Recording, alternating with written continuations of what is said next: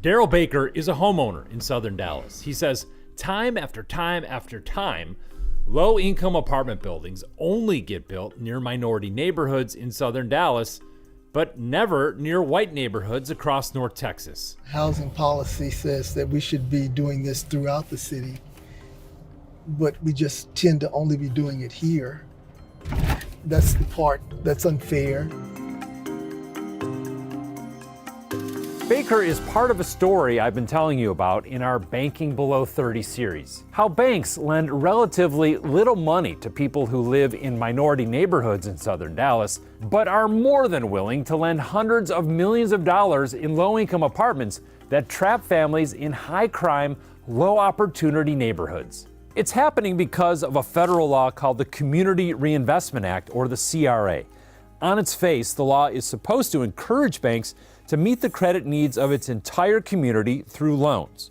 But over the years, the intent of the CRA has been perverted to allow banks to invest in slum apartments as a substitute for making actual loans. Recently, federal regulators have proposed major changes to the CRA, but as you'll see, they have ignored calls to fix this glaring problem.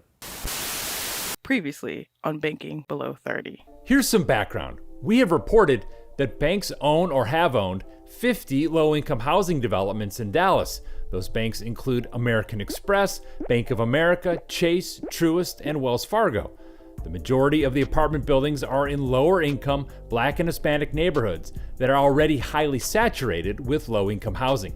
Single-family homes. Well, single-family homes first and foremost. Baker likes to take visitors around to see with their own eyes how strong neighborhoods are getting oversaturated with low-income housing and how that keeps shops and grocery stores from opening up here. We're housing the region's working poor as opposed to places like Frisco and Plano building sufficient affordable housing in their cities so that people who live over here don't have to make cross-county trips to low-wage, no-benefit jobs.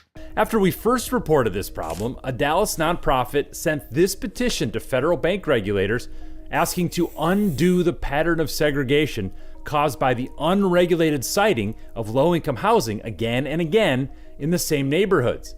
But when those federal regulators recently proposed their updates to the Community Reinvestment Act, that petition was ignored, allowing this practice to continue. Should changes to the Community Reinvestment Act address this problem? Yes, it should, obviously.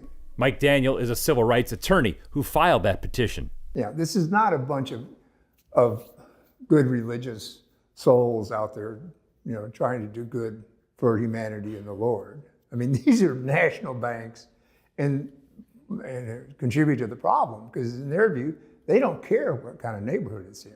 Daniel also represents Daryl Baker in a recent lawsuit claiming the overconcentration of low-income apartments disproportionately disadvantages a predominantly Black and Hispanic group, the homeowners in the neighborhood. It's a practice financed by banks and approved by the city of Dallas. What makes this a civil rights issue? Well, it makes it a civil rights issue because it's clearly the race of the neighborhoods that is suffering the discriminatory effect. The discriminatory effect is very clear. There are no white single-family neighborhoods in the city of Dallas that are in or adjacent to over-concentrations of low-income housing. All right? And they just don't exist. They're not there.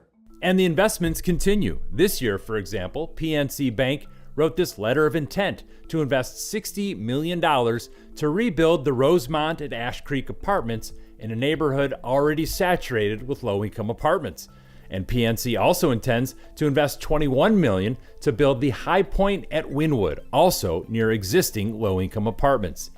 In a statement, the bank writes, "Our mission at PNC is to use our resources to move everyone forward financially. We've invested billions of dollars coast to coast as part of this business to create new affordable housing and preserve existing affordable housing, including properties in North Texas." In Dallas, there is an affordable housing crisis, and one of the solutions is to encourage banks to invest in affordable housing. But when bank regulators allow these apartments to continually be built in the same minority neighborhoods, those regulators are failing the very people they're supposed to protect. What should the regulators do about the banks getting credit for this? They should stop it. Just stop it, because it's not working. It's failed us. In Dallas, I'm David Schechter reporting.